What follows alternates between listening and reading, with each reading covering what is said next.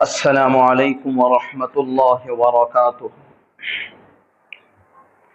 الحمد للہ نحمده ونستعینه ونستغفره ونؤمن به ونتوکل علیہ ونعوذ باللہ من شرور انفسنا ومن سیئات اعمالنا ونعوذ باللہ من شرور انفسنا ومن سیئات اعمالنا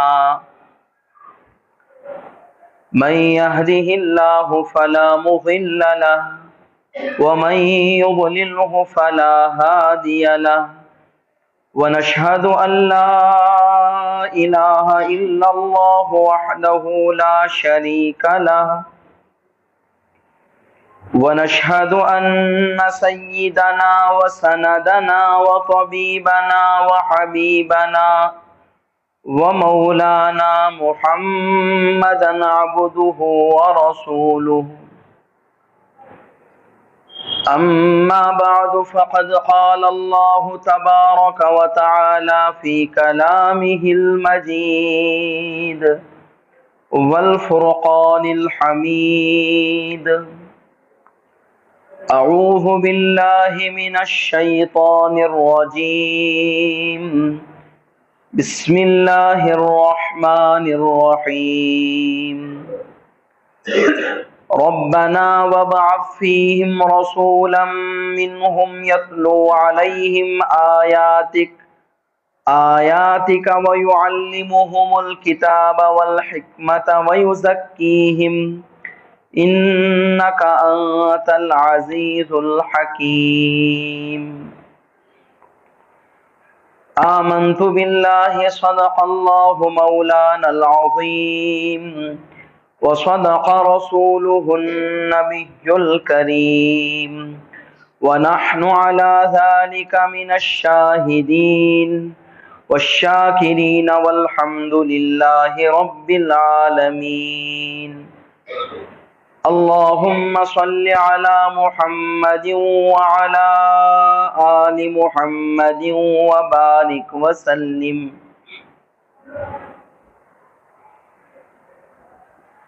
قابل قدر بزرگان محترم، برادران عزیز،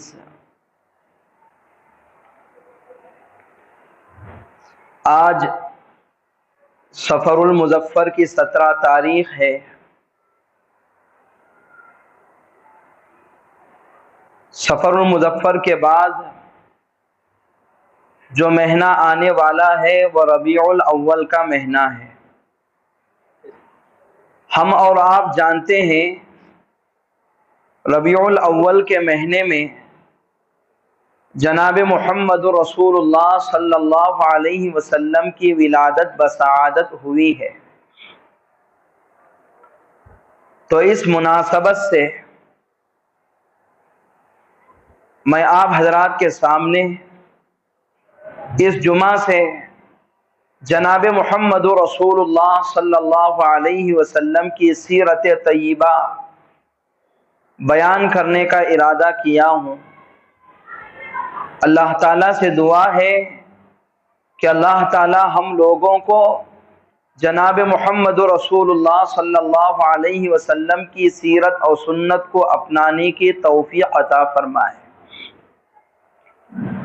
بزرگان محترم، ویسے تو آج تک دنیا میں جتنے لوگوں نے رسول اللہ صلی اللہ علیہ وسلم کی سیرت پر کتابیں لکھی ہیں،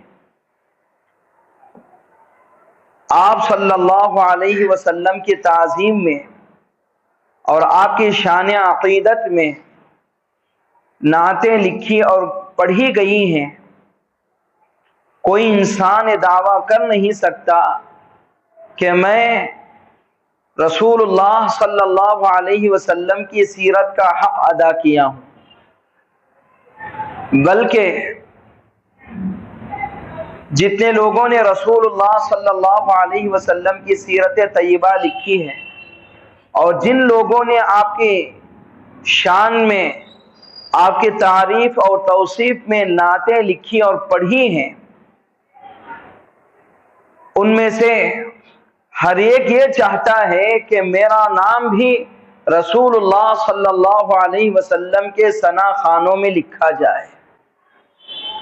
تو میں بھی چاہتا ہوں کہ میرا نام بھی حضور پاک صلی اللہ علیہ وسلم کے ثنا خانوں میں آ جائے۔ اس سے بڑھ کر میرے لیے کیا سعادت ہو سکتی ہے۔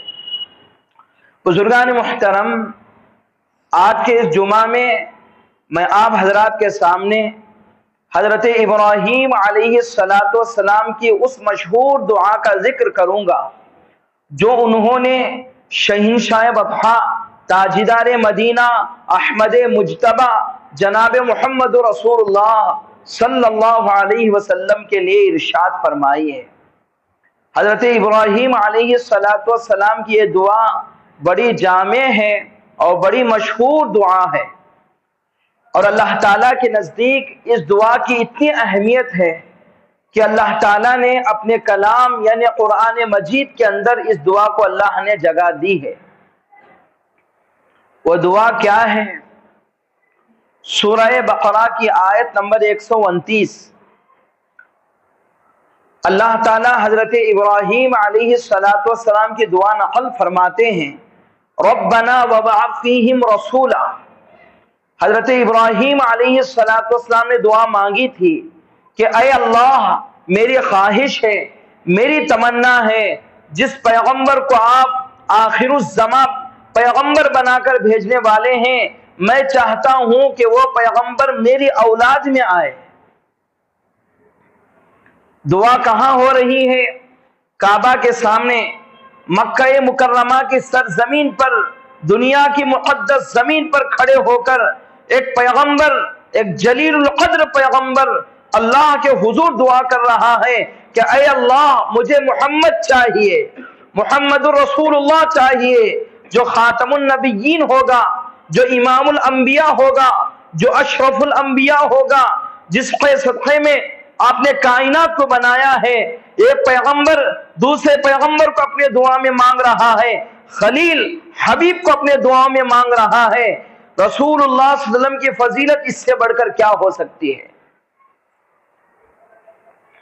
حضرت ابراہیم علیہ السلام ایک ایسے گھر میں پیدا ہوئے، نہ صرف یہ کہ اس گھر میں بتوں کی پرستش کی جاتی تھی، بلکہ اس گھر میں بتوں کو بنایا جاتا تھا۔ حضرت ابراہیم علیہ السلام کے والد آزر یہ بتوں کو بناتے تھے، بتوں کو بازار میں لے جا کر فروخت کیا کرتے تھے۔ لوگ ان کے یہاں آتے اور خداؤں کی بولیاں ہوتی کہ فلاں بت کی قیمت یہ ہے، فلاں بت کی قیمت یہ ہے۔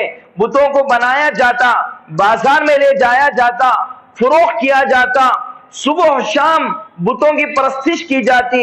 ایسے بت ساز گھر میں، بت بنانے والے کے گھر میں اللہ تعالیٰ نے بت شکن کو پیدا کیا جو بتوں کا بیڑا غرق کرنے والا تھا۔ جب حضرت ابراہیم علیہ السلام اپنے لوگوں سے بیزار ہو گئے اور ان کی تکلیف حد سے بڑھ گئی اور ان کو سمجھاتے سمجھاتے ایک بڑا وقت گزر گیا، حضرت ابراہیم علیہ السلام اپنی قوم سے تنگ آ کر آپ نے ہجرت کا ارادہ کیا۔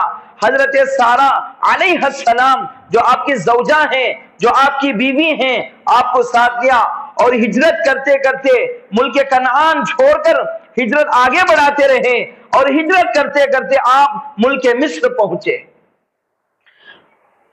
ملک مصر میں جب آپ کا وہاں کے بادشاہ کے پاس سے گزر ہوا، بخاری جلد نمبر 2، بخاری کی شرح فتح الباری جلد نمبر 2 کے اندر فرمایا گیا ہے، اس زمانے کا بادشاہ جو تھا اس کا نام سنان بن علوان تھا۔ جب حضرت ابراہیم علیہ السلام اس کے یہاں آئے اور اس نے اپنے قاصد کو بھیجا کہ معلوم کرو کہ یہ کون ہے اور اس کے ساتھ جو لڑکی ہے وہ کون ہے، چونکہ حضرت سارہ وہ دیکھنے میں بڑی خوبصورت تھی۔ سنان جو تھا اس کے دل میں حضرت سارہ علیہ السلام کی اس کے دل میں برائی آئی اور اسے ارادہ کیا کہ میں انہیں تکلیف دوں گا، اذیت دوں گا، میں اپنا منہ کالا کروں گا۔ جب قاصد معاملے کو وہ دریافت کرنے لگا، معلوم ہوا کہ کوئی عام انسان نہیں ہے، یہ حضرت ابراہیم علیہ السلام ہیں، یہ اللہ کے پیغمبر ہیں اور یہ پیغمبر کی بیوی ہے۔ جب جا کر بادشاہ کو یہ کہا گیا کہ آپ کا جو ارادہ ہے اس کو فوراً ترک کر دو، یہ کوئی عام انسان نہیں، یہ حضرت ابراہیم اللہ کے پیغمبر ہیں اور یہ ابراہیم کی بیوی سارہ ہیں، تو مؤرخین لکھتے ہیں فوراً اس نے اپنے ارادے کو ترک کیا۔ نہ صرف یہ کہ اپنے ارادے کو ترک کیا، بلکہ اس نے علی اختلافی روایہ اپنی بیٹی یا اپنے ہمشیرہ کو حضرت ابراہیم علیہ السلام کی خدمت کے لیے دے دیا، اور حضرت ابراہیم علیہ السلام اس عورت سے نکاح کیے جن کا نام ہاجرہ ہے۔ بزرگان محترم، اتنی تفصیل بیان کرنے کا مقصد یہ ہے، حضور کی سیرت میں حضرت ابراہیم کا ذکر کرنے کا مقصد یہ ہے کہ حضرت ابراہیم علیہ السلام کی دو بیویاں تھیں، ایک تھی سارہ اور دوسری تھی حضرت ہاجرہ۔ سارہ کے بطن سے حضرت اسحاق علیہ السلام پیدا ہوئے، اور حضرت اسحاق کے بیٹے ہیں یعقوب، اور یعقوب کے بیٹے ہیں یوسف۔ اللہ تعالیٰ نے حضرت اسحاق کی نسل اور حضرت یعقوب کی نسل سے اللہ تعالیٰ نے 18,000 پیغمبر اس دنیا میں بھیجے ہیں،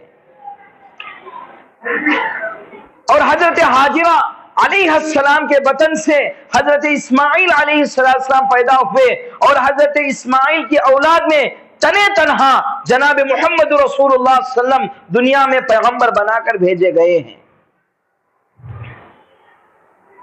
اب دیکھیں پیغمبر کی جو دعا ہے وہ بڑی عجیب و غریب دعا ہے۔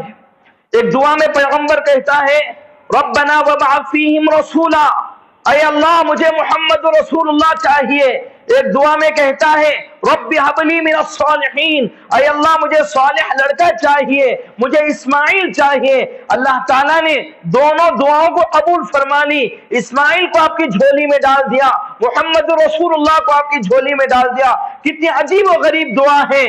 حضرت ابراہیم نے ایک کو مانگا جس کے قدموں سے آب زمزم نکلا، دوسرے کو مانگا جس کے قدموں سے مکہ مکرمہ میں ہدایت کے چشمے پھوٹے۔ بڑی عجیب و غریب دعائیں تھیں۔ مولانا ابوالکلام آزاد اور شیخ الحدیث محدث دہلوی رحمت اللہ علیہ فرماتے ہیں حضرت ابراہیم نے اللہ تعالیٰ سے وہ دعا کی ہے حضرت آدم سے لے کر قیامت تک کسی انسان نے ایسی دعا نہیں مانگی۔ بڑی عجیب و غریب دعائیں تھیں۔ اللہ تعالیٰ نے دونوں دعائیں قبول فرمائیں، اور دعائیں قبول کب ہوئی؟ اللہ تعالیٰ نے حضرت ابراہیم علیہ السلام سے عظیم قربانیاں طلب کی، اور حضرت ابراہیم علیہ السلام سارے امتحانات اور ساری قربانیوں میں کامیاب رہے ہیں۔ پہلا امتحان یہ آیا، حضرت ابراہیم علیہ السلام نے کہا گیا آگ میں کودو، تعمیل حکم میں آپ آگ میں کود پڑے، کامیاب ہو گئے۔ دوسرا امتحان یہ آیا، آپ کو کہا گیا، اللہ کا حکم آیا کہ آپ چھوٹے سے بچے کو غیر ذی زرع، جہاں پر نہ سبزہ ہے، نہ کھانے کا سامان ہے، نہ پینے کے لیے پانی ہے، نہ کوئی آبادی ہے، مکہ مکرمہ کی سرزمین میں اپنے بیٹے کو چھوڑ آؤ۔ حضرت ابراہیم علیہ السلام اپنے چھوٹے بچے کو چھوڑ آئے۔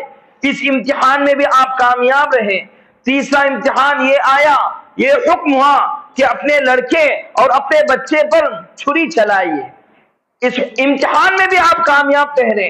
اور چوتھا امتحان یہ ہوا کہ آپ اور آپ کا لڑکا مل کر، ابراہیم اور اسماعیل مل کر بیت اللہ کی تعمیر کریں۔ باپ مستری بنا اور لڑکا مزدور بنا۔ چاروں امتحان میں حضرت ابراہیم علیہ السلام کامیاب رہے ہیں۔ اس کامیابی کے بعد، ان امتحانات کو مکمل کرنے کے بعد اللہ تعالیٰ سے حضرت ابراہیم نے جو دعا مانگی، جو مزدوری مانگی، وہ بڑی عظیم الشان چیز تھی۔ کائنات کے سردار کو طلب کیا، امام الانبیاء کو طلب کیا۔ بزرگان محترم، ساری کائنات کا خلاصہ جناب محمد رسول اللہ صلی اللہ علیہ وسلم ہے۔ اس خلاصے کو اللہ تعالیٰ سے حضرت ابراہیم علیہ السلام نے طلب کیا۔ اب فیصلہ ہو گیا کہ رسول اللہ صلی اللہ علیہ وسلم کو اولاد اسماعیل میں آنا ہے۔ فیصلہ ہو گیا، حضرت ابراہیم علیہ السلام بیٹے کی قربانی کے بعد مکہ مکرمہ میں آ کر آباد ہو گئے۔ حضرت اسماعیل علیہ السلام شادی ہوئی، آپ کے 12 لڑکے تھے۔ 12 یہ جو لڑکے ہیں ان سے 12 خاندان اور قبیلے بنے، اور سارے کے سارے لڑکے عرب میں تھے۔ یہ عرب سارے کے سارے لوگ یہ عرب والے لوگ ہیں، عرب سے ہٹ کر کوئی لڑکا باہر نہیں گیا اور وہاں ان کی کوئی آبادی نہیں بنی۔ ان 12 لڑکوں میں سے ایک لڑکا مکہ مکرمہ میں، ایک مدینہ طیبہ میں، ایک طائف میں، الگ الگ علاقوں میں یہ لڑکے گئے، وہاں ان کی آبادی بڑھتی گئی، نسل بڑھتی گئی۔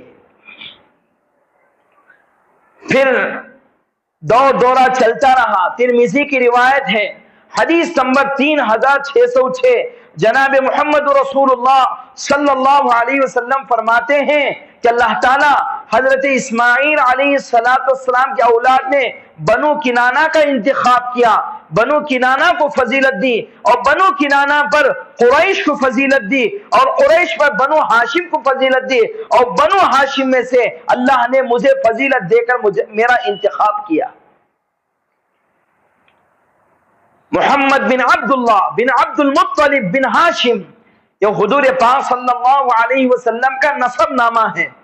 حضور پاک صلی اللہ علیہ وسلم کے والد عبداللہ ہیں، آپ کے دادا عبد المطلب ہیں، آپ کے جد امجد وہ بنو ہاشم ہیں۔ طبقات ابن سعد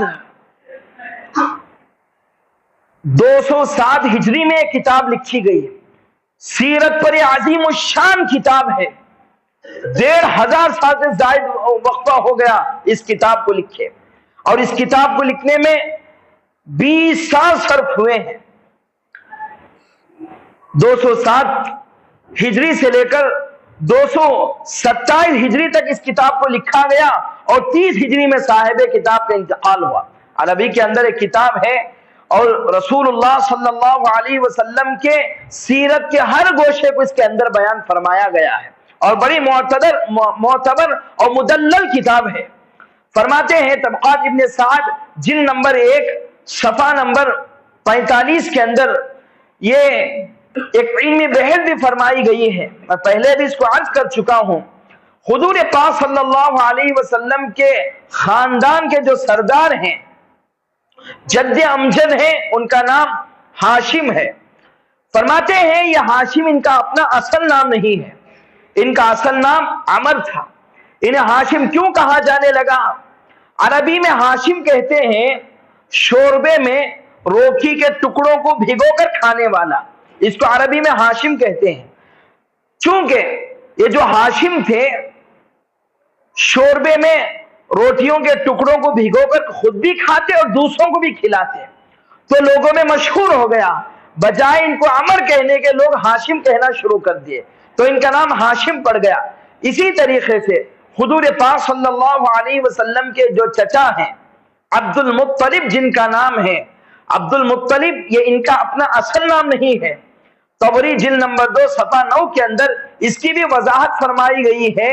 عبد المطلب کا اصل نام شیبہ تھا، اور عربی میں شیب کہتے ہیں سفیدی کو، اور کہتے ہیں جس بندے کے سر کے بعد سفید ہو جائے اسے شیبہ کہتے ہیں۔ چونکہ جب عبد المطلب پیدا ہوئے اسی وقت سے ان کے سر کے بعد سفید تھے، تو انہیں لوگ شیبہ تو ان کا نام شیبہ نام رکھا گیا۔ اب انہیں عبد المطلب کیوں کہا جانے لگا؟ کیونکہ اس شیبہ کی پرورش کی تھی ان کے چچا مطلب نے، چونکہ ان کے چچا مطلب نے ان کی پرورش کی تھی، تو انہیں عبد المطلب یعنی مطلب کا بیٹا یا مطلب کا غلام کہا جانے لگا۔ تو یہ عبد المطلب جو رسول اللہ صلی اللہ علیہ وسلم کے دادا ہیں، ان کا یہ اصل نام نہیں ہے، ان کا اصل نام شیبہ ہے۔ تو ایک علمی بحث تھی۔ بہرحال بزرگان محترم، اب حضور پاک صلی اللہ علیہ وسلم کو اولاد اسماعیل میں آنا تھا، تو اللہ تعالیٰ نے ان کی آمد سے قبل قبیلے کا انتخاب کیا، خاندان کا انتخاب کیا، شہر کا انتخاب کیا، دادا کا انتخاب کیا، اور ان کے والد کا انتخاب کیا۔ عبد المطلب کے جو بیٹے ہیں وہ 12 تھے۔ البدایہ والنہایہ جلد نمبر 2 کے اندر اس کی تفصیل بھی بیان فرمائی گئی ہے، اور سارے عبد المطلب کے ناموں کا، لڑکوں کے ناموں کا ذکر ہے۔ ایک کا نام تھا عبد مناف اور ایک کا نام تھا عبد شمس۔ جتنے لوگوں کے نام تھے، یعنی عبد المطلب کے 12 بیٹوں میں 11 بیٹوں میں جو نام تھے وہ غلط نام تھے، وہ صحیح نام نہیں تھے۔ عبد مناف یعنی بت کا بندہ، عبد شمس سورج کا بندہ۔ اب دیکھیں اللہ تعالیٰ جب رسول اللہ صلی اللہ علیہ وسلم اس دنیا میں بھیج رہے ہیں، بے عیب بھیج رہے ہیں، اللہ تعالیٰ اس بندے کے گھر میں حضور پاک صلی اللہ علیہ وسلم کو بھیجا، مبعوث فرمایا، جس کا نام عبداللہ تھا، اللہ کا بندہ۔ اللہ تعالیٰ دنیا کو یہ بتانا چاہتے تھے اگر رسول اللہ صلی اللہ علیہ وسلم عبد مناف کے گھر میں آتے، عبد شمس کے گھر میں آتے، تو پھر قریش مکہ کہتے جو بتوں کا بیڑا غرق کرنے والا ہے، جو بتوں کا خاتمہ کرنے والا ہے، یہ خود بت کے بندے کے گھر میں پیدا ہو گیا۔ اللہ تعالیٰ نے رسول اللہ صلی اللہ علیہ وسلم کو ہر چھوٹی چھوٹی باتوں سے محفوظ رکھا ہے۔ یہ حضور پاک صلی اللہ علیہ وسلم کی شان اقدس میں بڑی فضیلت کی بات ہے۔ عبداللہ، جس طریقے سے اللہ تعالیٰ نے آپ کی آمد سے قبل آپ کے لیے قبیلے کا انتظام کیا، قبیلے کا انتخاب کیا، خاندان کا انتخاب کیا، باپ کا انتخاب کیا، اسی طریقے سے ماں کا انتخاب بھی کیا۔ ماں کون ہے اور ماں کا قبیلہ کیا ہے؟ ماں کا قبیلہ وہ مدینہ منورہ میں ہے، اور یہ بھی اولاد اسماعیل میں ہے۔ مدینہ منورہ کے اندر اور بڑے بڑے قبیلے تھے، بنو قریظہ، بنو نذیر، یہ بڑے بڑے قبیلے ہیں، لیکن ان قبیلوں کے جو نام ہیں ان کے اندر اچھائی نہیں ہے، ناموں میں لطف نہیں ہے، ناموں میں چاشنی نہیں ہے۔ حضور پاک صلی اللہ علیہ وسلم کو لانے کے لیے جس قبیلے کا انتخاب کیا وہ بنو زہرہ ہے، اور زہرہ کے معنی ہیں تر و تازگی کے۔ چونکہ جناب محمد رسول اللہ صلی اللہ علیہ وسلم کے دنیا میں آنے کے بعد آپ کو تر اور تازگی کا پیغام دینا تھا، تو اللہ تعالیٰ آپ کی آمد سے پہلے آپ کے قبیلے کے نام کے ذریعے سے بتا دیا یہ جو لڑکا آ رہا ہے یہ معمولی نہیں ہے، جس طریقے سے اس کے قبیلے کے نام تر اور تازگی ہے، یہ بھی تر اور تازگی کا پیغام دینے والا ہوگا۔ اور بنو زہرہ کے اندر کئی ساری لڑکیاں تھیں۔ اللہ تعالیٰ نے ان لڑکیوں میں سے جس لڑکی کا انتخاب کیا وہ ہے آمینہ۔ آمینہ کے معنی ہے امانت والی۔ اللہ تعالیٰ کی جو امانت ہزاروں سال سے پوشیدہ تھی، اللہ تعالیٰ اس امانت یعنی محمد رسول اللہ صلی اللہ علیہ وسلم کو اس آمینہ کی گود میں بھیجنا تھا، تو آمینہ کے نام کا بھی اللہ نے انتخاب کیا۔ بزرگان محترم، حضور پاک صلی اللہ علیہ وسلم کے لیے انتخاب ہی انتخاب ہے۔ اللہ تعالیٰ نے قبیلے کو چنا، خاندان کو چنا، خاندان کی شخصیت کو چنا، ان کی اولاد کو چنا، اور کس کے گھر میں آنا ہے ان کے ناموں کا انتخاب بھی ہوا۔ یہ ہے حضور پاک صلی اللہ علیہ وسلم کی شان۔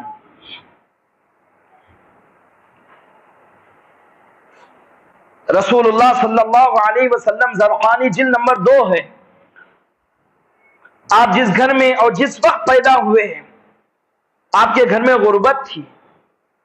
حضرت آمینہ رضی اللہ عنہا فرماتی ہیں کہ جس وقت محمد صلی اللہ علیہ وسلم پیدا ہوئے ہمارے یہاں دیا جلانے کے لیے، چراغ جلانے کے لیے بھی تیل نہیں تھا۔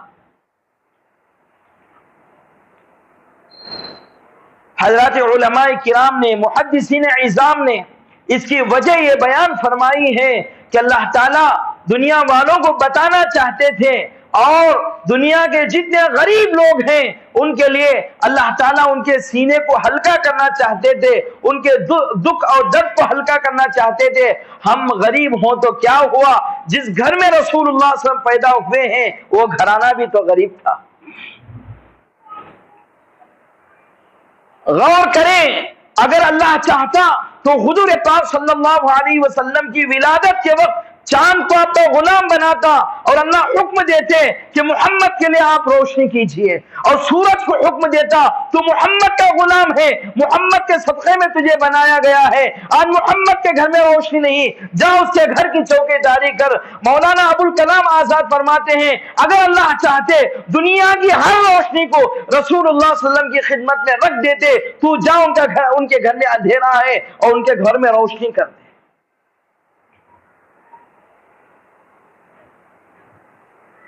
اور حضور پاک صلی اللہ علیہ وسلم جس وقت آپ پیدا ہوئے ہیں آپ کے والد دنیا میں نہیں تھے، دنیا سے چل بسے تھے۔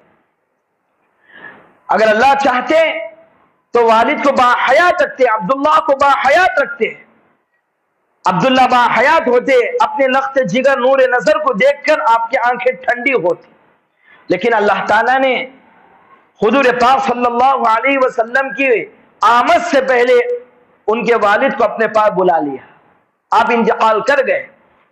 حضرات علماء کرام نے اس کی وجہ بھی بیان فرمائی ہے، چونکہ حضور پاک صلی اللہ علیہ وسلم دنیا میں یتیم بنا کر پیدا کیے گئے ہیں، دنیا والے جتنے یتیم لوگ ہیں ان کا سر فخر سے اونچا ہو جائے اور وہ لوگ کہیں کہ ہم یتیم ہو تو کیا ہوا، ہمارا جو سردار محمد دنیا میں آیا تو وہ بھی یتیم بنا کر پیدا کیا گیا۔